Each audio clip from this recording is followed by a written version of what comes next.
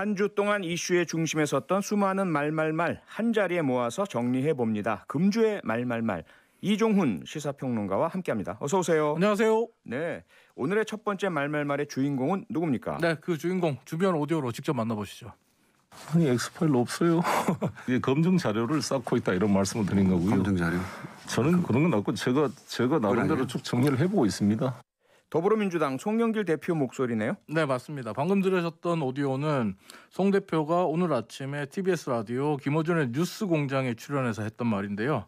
들으셨던 것처럼 윤석열 전 검찰총장에 관한 엑스파일, 이른바 윤석열 엑스파일은 없다. 이렇게 말을 해서 이목을 끌었습니다. 네, 그런데 지금 국민의힘 김재원 의원 그리고 뭐 여러 야당 의원과 관계자들 네. 윤석열 엑스파일의 진원지가 송영길 대표다 이렇게 지목을 네, 하고 네. 있잖아요. 네. 그런데 그 정작 본인은 없다. 나한테 없다. 이렇게 말하고 있는 거네요. 송 대표를 윤석열 엑스파일의 진원지로 지목하고 있는 건 국민의힘뿐만 아닙니다. 네. 오늘 낮에 한 시민단체가 송 대표가 엑스파일의 작성자라면서 송영길 대표를 명예훼손, 직권남용, 권리행사 방해 혐의로 검찰에 고발했습니다. 아하. 야당과 시민단체가 이렇게 윤석열 엑스파일 작성자로 송영길 대표로 지목하고 있는 이유는 네. 바로 송영길 대표가 지난 5월 25일에 했던 말 때문입니다. 당시 송영길 대표 윤석열 전 총장과 관련한 파일을 차곡차곡 쌓고 있다. 대통령 적당히 되는 건 아니다. 하나씩 제가 자료를 체크하고 있다. 이렇게 말을 했어요. 이 말 때문에 네. 장성철 공관과 그 정책 소장이 얘기했을 때 엑스파일에 관해서 얘기를 했잖아요. 예. 지난 주말에. 그러면서 완전히 뭐 이 같은 엑스파일이 아니냐 하는 논란이 증폭됐고 또 이 송영길 대표가 진원지로 지목되는 일이 계속 반복됐죠. 그러니까 윤석열 전 총장과 관련된 파일을 차곡차곡 쌓고 있다. 네. 검증을 위해서 준비한다. 네. 하지만 엑스파일은 아니다. 네. 오늘 한 말과 5월 25일 한 말 골자는 같은 네, 큰 것 차이는 같은데요? 없어요. 사실 예. 엑스파일이라는 단어가 들어갔냐 안 들어갔냐라고 볼 수 있는 건데 네. 한마디로 지금 시중에서 이야기되고 있는 윤석열 엑스파일은 송영길 대표 자신이 진원지가 아니다 이렇게 정리를 한 겁니다. 그러면서 송영길 대표는 야당이 지난 검찰총장 인사청문회 과정에서 윤 전 총장에 대해서 여러 가지 자료를 정리한 걸로 안다. 그 나이가 갖고 있는 자료들은 여기 이쪽에서 나온 것 같다. 야당 쪽으로 슬그머니 진원지를 넘기죠. 그리고 네. 윤 전 총장 같은 경우는 홍준표 의원의 무소속의 홍준표 의원의 검찰 후배이고 또 지난 여름에 무엇을 했는지까지 홍준표 의원은 다 아는 분이다. 이렇게 말을 합니다. 그러면서 국민의힘과 홍준표 의원 쪽을 엑스파일의 진원지다라고 지목을 했습니다. 아니 무슨 그 폭탄 돌리기 같은 그런 느낌이 많이 드는데. 하여튼 나는 아니다. 나만 아니면 돼. 이런 분위기예요. 지금. 아니면서 슬쩍 이제 상대방 네. 누굴 지목하잖아요. 네. 지목을 당한. 네.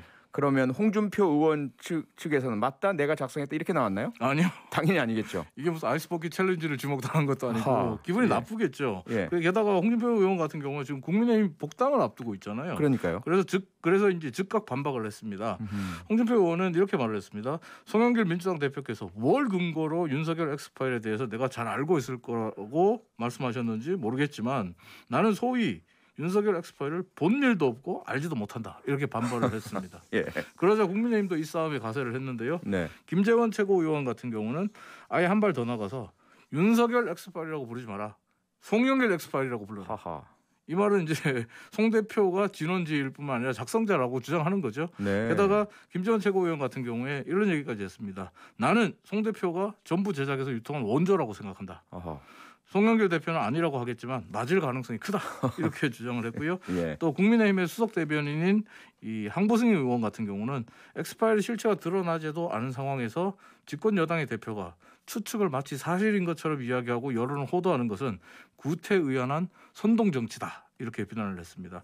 지금 뭐 이 상황은 한마디로 정리한다면 여야가 서로 계문서 유포의 책임을 떠넘기고 있다. 이런 상황이라고 볼 수 있는데 오늘 시민단체가 어쨌든 송영길 대표를 엑스파일 작성자로 지목하면서 검찰에 고발했기 때문에 앞으로 검찰 수사가 불가피합니다. 네. 또 이 단체가 고발한 혐의 중에 명예훼손이 있다고 말씀드렸잖아요. 예. 근데 명예훼손은 지금 검찰의 직접 수사 범위, 이른바 6대 범죄에 속하지 않기 때문에 그렇죠. 경찰이 수사를 해야 돼요. 아, 그렇죠. 검찰과 경찰이 이 부분에 대해 수사에 나설 것으로 예상이 되는 만큼 앞으로는 이제 검찰과 경찰의 수사도 함께 지켜봐야 될 것 같습니다. 네, 이게 엑스파일이라고 하는 것의 내용이 뭔지는 모르겠는데 뭐 그 이외에 누가 작성했느냐, 또 추측과 상상과 상대에 대한 떠넘기기와 너무 거품이 무척 많이 형성된 것 네. 같은 이런 느낌이 드는데 빨리 좀 진실이 규명되고 책임질 사람이 있다면 책임을 져야 될 것으로 생각이 되네요. 네. 두 번째 말로 넘어가죠. 두 번째 말은 어떤 말입니까? 두 번째 말은 불필요하며 용납해선 안 될 잔인함, 이렇게 뽑아봤습니다. 불필요하며 용납해선 안 될 잔인함. 네. 상당히 좀 의미심장하면서 강한 표현인데 네. 누가 한 말입니까? 진중권 전 동양대 교수가 오늘 본인의 SNS에 올린 글입니다. 아, 어제 조선일보가 성매매 관련 기사, 먼저 찢으세요. 성매매 유인의 지갑턴 3인조라는 성매매 관련 기사에 조국 전 장관과 조 전 장관의 딸 조민 씨의 일러스트를 삽입했다가 논란이 크게 일자 슬그머니 이 일러스트를 빼고 돈다발 이미지로 바꿔 끼웠습니다. 바꿔 넣었습니다. 그러면서 조국 전 장관을 비롯해 많은 국민들의 분노를 유발했다는 기사, 오늘 많이들 보셨을 겁니다. 네네. 진중권 씨는 이걸 비난한 겁니다. 네. 여기에 대해서 진중권 씨는 미친 짓이다, 불필요하며 용납해서는 안 될 잔인합니다 라면서 맹비난을 퍼부었습니다. 네, 진중권 전 교수 이른바 조국 흑서의 공동 저자 중에 한 네. 사람이잖아요. 그렇죠. 그래서 그동안 오랜 동안 조국 전 장관 비판 많이 했고 각을 세워왔는데 네.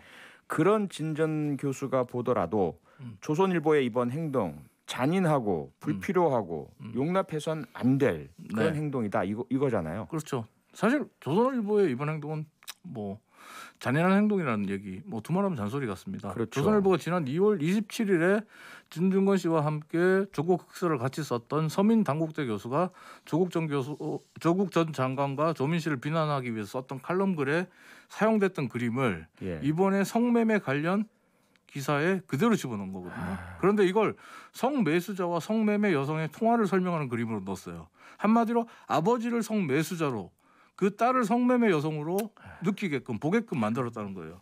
세상에 이걸 보고 어떤 아버지가 그냥 넘어갈 수 있겠습니까? 못 넘어가죠. 이낙연 전 대표의 표현처럼 이번에는 조선일보가 기본을 망각했고 금도를 넘었다, 이렇게 말할 수 있을 것 같습니다. 영국의 뉴스 오브 더 월드라는 그 옐로우 저널리즘 타블로이드 판이 있었는데요. 이런 유사한 오보 기사 냈다가 폐간됐어요. 네, 좀 그런 강력한 조치가 있어야만 이런 일이 반복되지 않을 것 같은데 그렇죠. 조국 전 장관 정말 분노할 수밖에 없는데 이 그림을 올린 자는 인간인가라는 글을 쓰기도 했잖아요. 네, 맞습니다. 조선일보가 사과문을 내기는 냈죠. 네, 오늘 낮에 사과문을 냈어요. 사과문을 냈는데 한마디로 그 사과문을 요약하면 담당 기자의 실수다. 아이고. 조선일보의 사과문을 보면요, 담당 기자가 일러스트 목록에서 여성 1명, 남성 3명이 등장하는 이미지만 보고 기고문 내용은 모른 채 그대로 씻는 실수를 했고 이에 대한 관리 감독이 소홀했습니다. 조국 씨 부녀와 독자들께 진심으로 사과드립니다, 이렇게 말을 했습니다.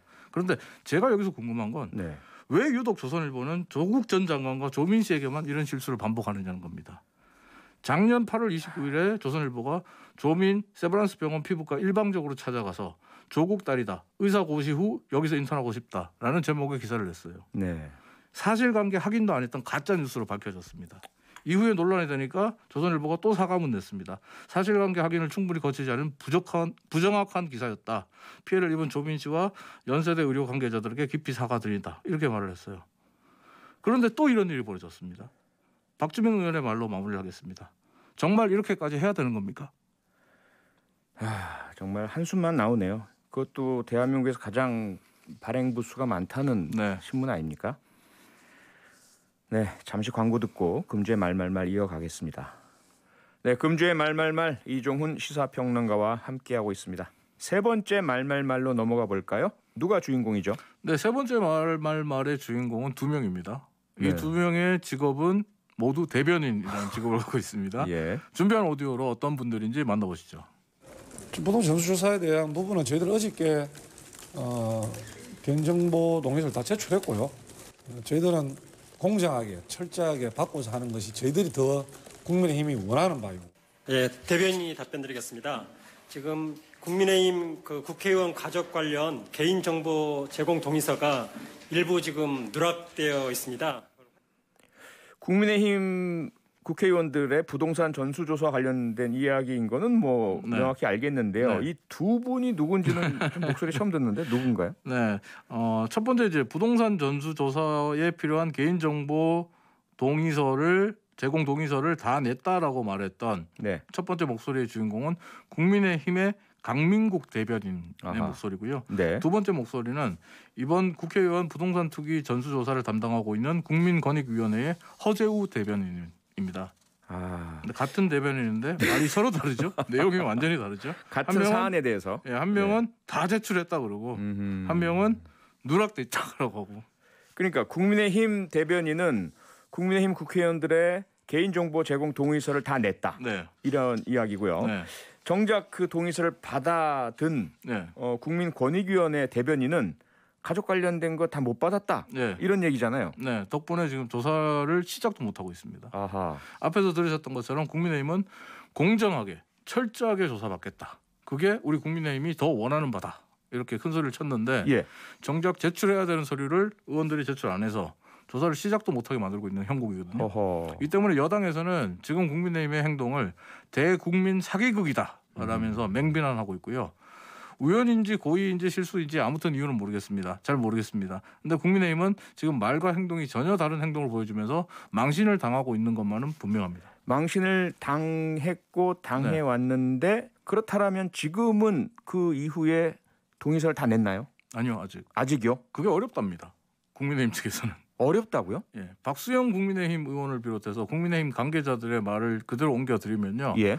국회의원들의 직계 좀비속 중에 뭐 해외에 나가서 살고 있는 사람도 있고 예. 또 결혼했거나 독립해서 별도의 가정을 꾸리고 있는 사람들이 있기 때문에 개인정보 제공 동의서를 곧바로 이렇게 받아가지고 내기가 좀 어렵다.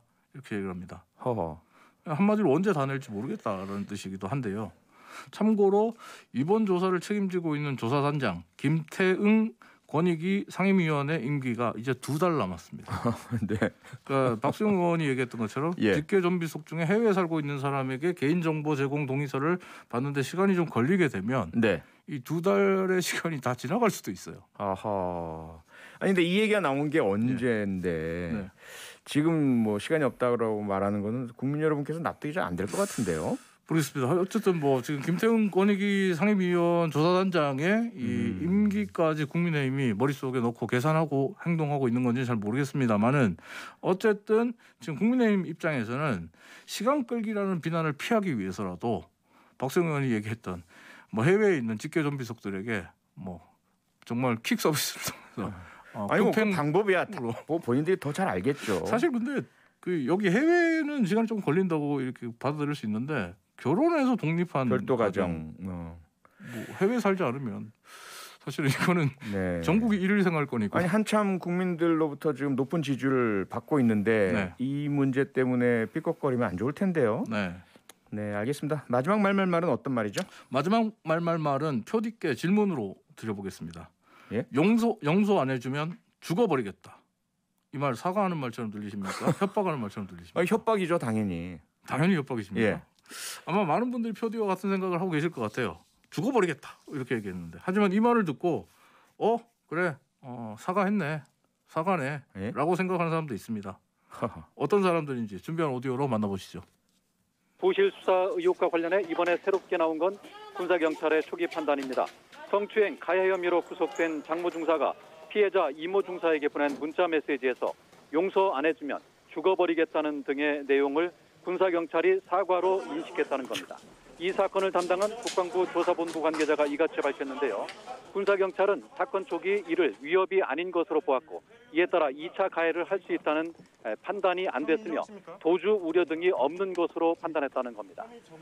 아니 군사 경찰도 경찰인데요. 과거에 네. 뭐 헌병이라고 네. 불리긴 네. 했었다고 하지만 경찰이 몸담으셨으니까. 아니, 도대체 이해가 안 되는데 어떻게 이걸 사과라고 해석을 하고 받아들이고 그 다음에 그 이후에 조사를 그만둘 수가 있을까요? 이거 직무유기 아닙니까? 그렇죠. 직무유기라고 볼 수 있는 부분이죠. 사실 죽어버리겠다. 뭐 안 해주면 죽어버리겠다. 이거는 극단적인 선택을 암시하면서 협박성, 반협박성, 뭐 협박이죠. 협박에 가까운데 이걸 사과라고 본다는 건 어떻게 보면 이거 봐주기 수사 맞는 거죠. 예, 그래서 군조사본부도 지금 군사경찰 관계자들이 직무를 소홀히 했던 것 같다라고 이야기를 하면서 직무유기 혐의로 군사경찰 관계자들을 수사할 예정이다 이렇게 이야기를 하고 있습니다. 근데 문제는요. 이 용서 안 해주면 죽어버리겠다는 문자 메시지를 나는 정말 사고로 봤어라고 끝까지 주장하면 어떻게 되는 겁니까? 글쎄요. 그 부분은 규명을 해야죠. 이건 본인이 그렇게 한다고 하더라도 직무상의 판단 착오잖아요. 글쎄요. 어쨌든 그 부분의 판단은 재판부가 해야 되는데 네. 건전한 일반인의 상식이 기준이거든요. 그럼 또 하나 질문 드릴게요. 예. 직무유기는 단순한 근무 태만과 달리 고의성이 필요하잖아요. 네. 고의성이 입증돼야 되는데 이 군사경찰 관계자들이 고의로 나는 이걸 사고로 봤다라고 어떻게 입증하죠? 그 역시 판사의 뭐 판단이니까요. 네. 검찰이 충분하게 그간의 뭐 근무에 있어서의 지시 명령, 네. 과거의 다른 사건에서의 어떤 처리 관행, 그다음에 앞서의 판례들 이런 것들을 통해서 충분히 입증 가능하다고 생각이 됩니다. 네. 그래서 적극적으로 노력을 해야죠. 지금 많은 누리꾼들이나 많은 곳에서 지금 제기되는 주장은 군사 법원이 아닌 네. 민간 법원으로 이 사건을 잊혀보는 게 어떠냐 하는 이야기까지 나오고 예, 있습니다. 그 일반인의 상식이란 것이 군에서는 좀 다르게 해석되는 부분이 있으니까요. 네, 금주의 말말말 지금까지 이종훈 시사평론가였습니다. 수고하셨습니다. 감사합니다. 평일 저녁 6시 5분에 여러분을 찾아갑니다. MBC 라디오 표창원의 뉴스 하이킥.